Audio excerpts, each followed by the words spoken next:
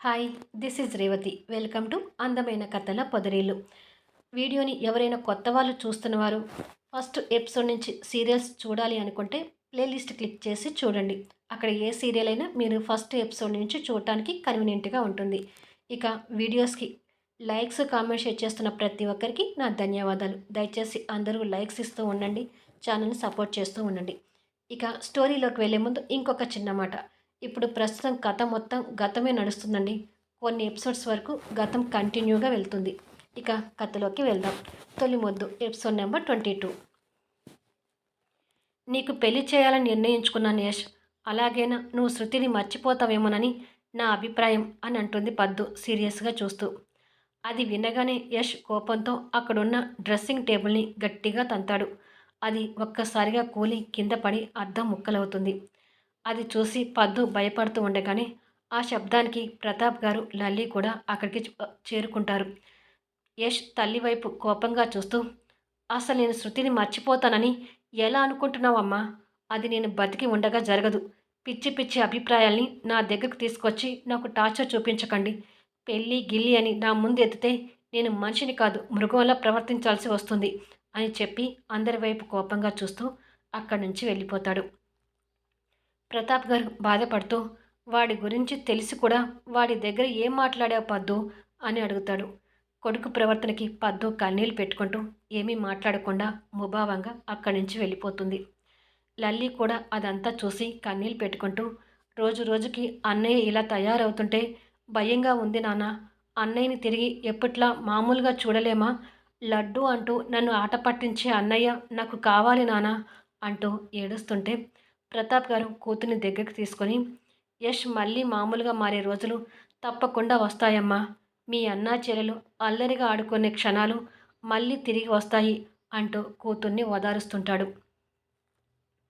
గిరిధర్ తన భార్యతో కలిసి రోహిత్ని తీసుకుని దీక్షని చూడటానికి పెళ్లి చూపులకు వస్తాడు. జానకి గారు లోపల రూమ్లో దీక్షని రెడీ చేస్తూ, ఈ పెళ్లి చేసుకుంటే సుఖపడతావు దీక్ష. విదేశాలకు వెళ్ళి హాయిగా ఉండొచ్చు. వాళ్ళకి పెద్దగా కట్న కానుకల మీద కూడా ఆశ లేదంట. ఇలాంటి అదృష్టం మళ్ళీ మళ్ళీ రాదమ్మా అని దీక్షకి నచ్చ చెప్తుంటే, దీక్ష వైరాగ్యంగా నవ్వుకొని, నా మనసులో యష్కి తప్ప ఇంకొక స్థానం లేదమ్మా. ఆ విషయం మీకు ఎంత చెప్పినా అర్థం చేసుకోలేకపోతున్నారు. ఈ జన్మకి నాకు పెళ్లి గడియలు లేవు. నేను ఎవరిని పెళ్లి చేసుకోను. బతికి ఉన్నంతకాలం యష్ని తలుచుకుంటూ బతుకుతాను, కానీ ఇంకొకరిని నా జీవితంలోకి ఆహ్వానించి వాళ్ళని మోసం చేయలేను అని అనుకుంటుంది మనసులో. కొద్దిసేపటికి దీక్ష రోహిత్ వాళ్ళకు ఎదురుగా కూర్చొని ఉంటుంది. రోహిత్ తనని ఇష్టపడుతున్నట్టుగా చిరునవ్వుతో చూస్తుంటాడు.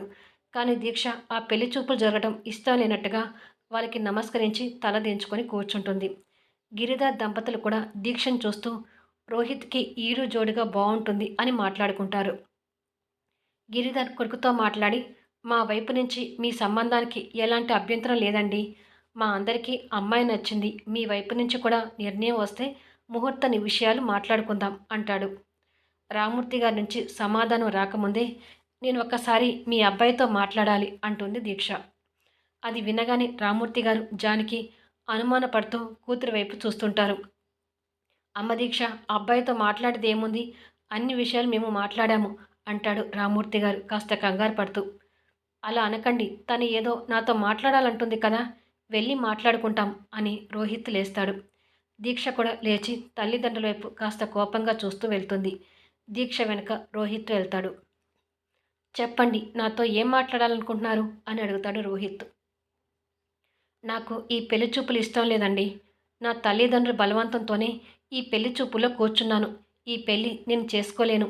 దయచేసి నన్ను మన్నించండి అని అంటుంది దీక్ష దీనంగా మొహం పెడుతూ. ఆ మాటలకి రోహిత్ కాస్త నిరాశపడుతూ, ఎందుకు, నేను మీకు నచ్చలేదా అని అడుగుతాడు. నచ్చటం నచ్చకపోవడం పక్కన పెట్టండి. నేను అసలు జీవితంలో పెళ్ళే చేసుకోదలుచుకోలేదు అంటుంది. ఎందుకు అని అడుగుతాడు ఆశ్చర్యపోతూ. మనసులో ఒకరిని పెట్టుకొని ఇంకొకరిని పెళ్లి చేసుకోలేను అంటుంది. అంటే మీరు ఎవరితోనైనా లవ్లో ఉన్నారా అని అడుగుతాడు రోహిత్. అవును అంటుంది. మరి ఆ విషయం మీ పేరెంట్స్కి చెప్పి అతన్ని పెళ్లి చేసుకోవచ్చు కదా, మమ్మల్ని పెళ్లి చూపులకి రమ్మని పిలవడం ఎందుకు అని అడుగుతాడు రోహిత్. నాది వన్ సైడ్ లవ్ మాత్రమే. అతని మనసులో మరొక అమ్మాయి ఉంది అంటుంది. వాట్? మీరు ఆ అబ్బాయిని ఇంకా ఎందుకు ప్రేమిస్తున్నారు అని అడుగుతాడు రోహిత్. దీక్ష సమాధానం చెప్పకుండా మౌనంగా ఉండిపోతుంది. అతనితో మీ పెళ్లి జరిగే వీలు ఉంటే ఓకే, కానీ అతని మనసులో మరొక అమ్మాయి ఉన్నప్పుడు అతని కోసం మీరు పెళ్లి చేసుకోకుండా ఉండటం కరెక్ట్ కాదు కదా. ఇవాళ రేపు లవ్ అనేది మామూలైపోయింది. ఎంత తొందరగా ప్రేమలో పడుతున్నారో అంత ఈజీగా బ్రేకప్ చెప్పుకుంటున్నారు. సో మీరు కూడా మీ మనసులో ఉన్న అబ్బాయిని మర్చిపోయి మీ అభిప్రాయాన్ని మార్చుకోవడానికి ప్రయత్నించండి. మీరు నాకు బాగా నచ్చారు అని రోహిత్ మాట్లాడుతుండగానే, ప్లీజ్ రోహిత్ గారు, ఇప్పుడు మీరు చెప్పిన ప్రేమ లాంటిది కాదు నా ప్రేమ. అతను నన్ను ప్రేమించకపోయినా నేను అతన్ని ప్రేమించకుండా క్షణం కూడా ఉండలేను. ఈ జన్మకు అతన్నే తలుచుకుంటూ పెళ్లి చేసుకోకుండా ఉండిపోవాలనుకుంటున్నాను.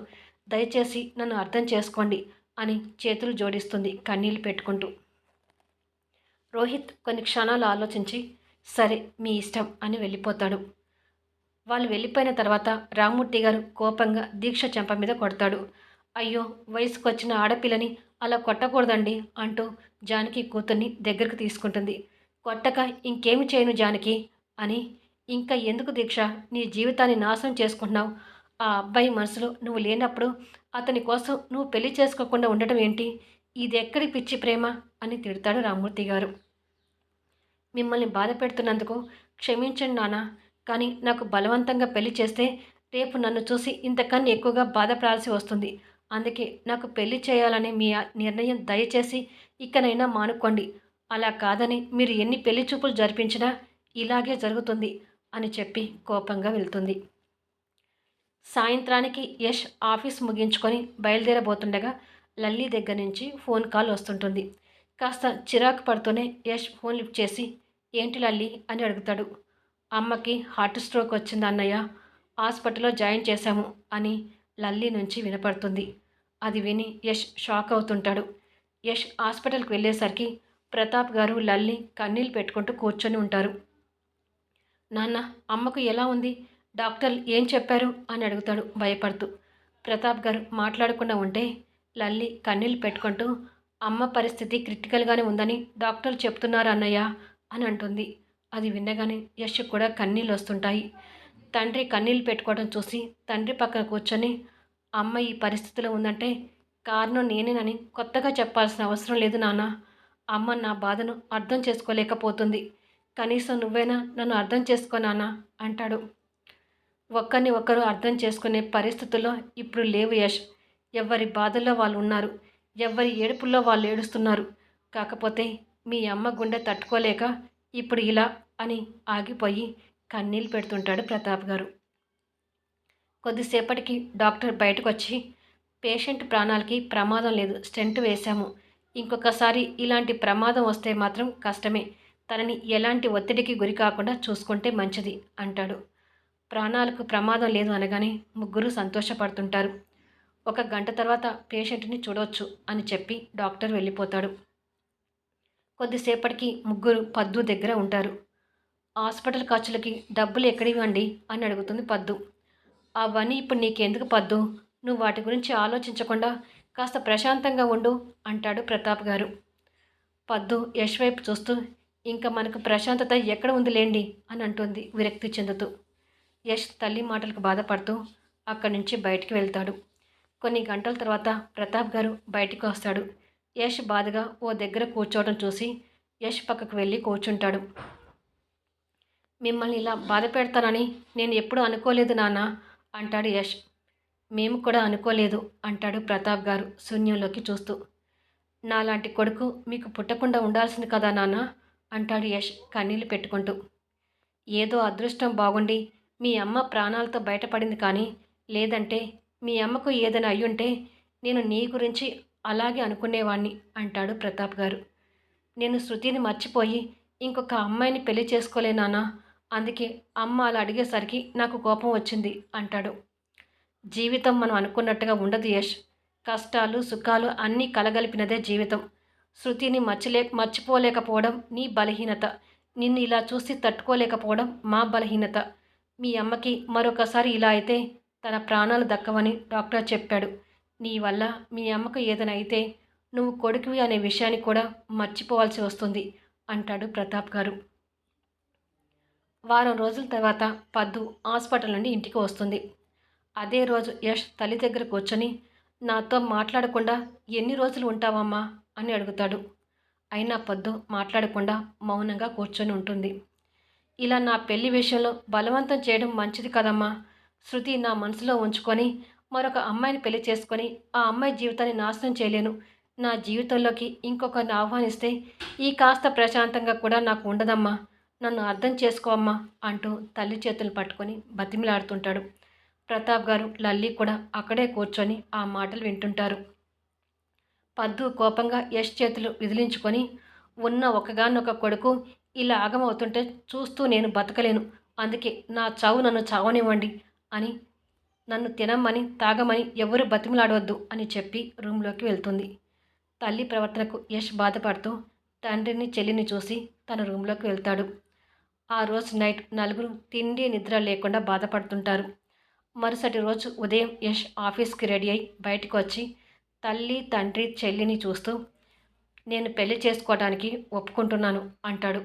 అది విని ముగ్గురు సంతోషపడుతుంటారు. కానీ నాది ఒక కండిషన్, ఆ కండిషన్కి ఒప్పుకుంటేనే నేను పెళ్లి చేసుకుంటాను అంటాడు. ఏంట్రా ఆ కండిషన్స్ అని అడుగుతాడు ప్రతాప్ గారు. నా జీవితంలోకి వచ్చే అమ్మాయికి నా గురించి దాచిపెట్టకుండా మొత్తం చెప్పాలి. ఆ అమ్మాయి ఈ ఇంటి కోడలుగా లోకం దృష్టిలో నాకు భారీగా ఉండాలి, కానీ 4 గోడల మధ్య మాత్రం నాకు పరాయి దానిలాగానే ఉండాలి. ఈ కండిషన్స్కి ఒప్పుకునే ఏ అమ్మాయి అయినా ఉందేమో చూడండి. ఈ కండిషన్స్ కూడా మీరు కాదంటే మీకంటే ముందు నేను చచ్చిపోతాను అని చెప్పి కోపంగా వెళ్ళిపోతాడు. ఇదేమిటండి వీడు ఇలా మాట్లాడుతున్నాడు అంటుంది పద్దు. ముందు నువ్వు ఏదైనా తిను పద్దు. ఇప్పటి వరకు వాడే సమస్య అనుకుంటే ఇప్పుడు నువ్వు కూడా నాకు సమస్యవై కూర్చున్నావు అంటూ భార్య మీద సీరియస్ అయి లల్లి మీ అమ్మ తినడానికి ఏదైనా తీసుకొనిరా అని అంటాడు. సరే నాన్న అని కిచెన్లోకి వెళ్తుంది లల్లి. యష్ ఆఫీస్కి వెళ్ళడానికి బండి తీస్తూ బుద్ధి ఉన్న ఏ అమ్మాయి కూడా నా జీవితంలోకి రావడానికి ఒప్పుకోదు. అందుకే ఇలాంటి కండిషన్ పెట్టి తప్పించుకోవాలనుకుంటున్నాను అని అనుకుంటాడు. ఇదండి ఈ ఎపిసోడ్. ఈ ఎపిసోడ్ మీద మీ అభిప్రాయాలను తెలియజేస్తూ కామెంట్ చేయండి, లైక్ చేయండి, సబ్స్క్రైబ్ చేసుకోండి. అలాగే బెల్ ఐకాన్ ప్రెస్ చేసి ఛానల్ షేర్ చేస్తూ సపోర్ట్ చేయండి. మళ్ళీ నెక్స్ట్ ఎపిసోడ్లో కలుద్దాం.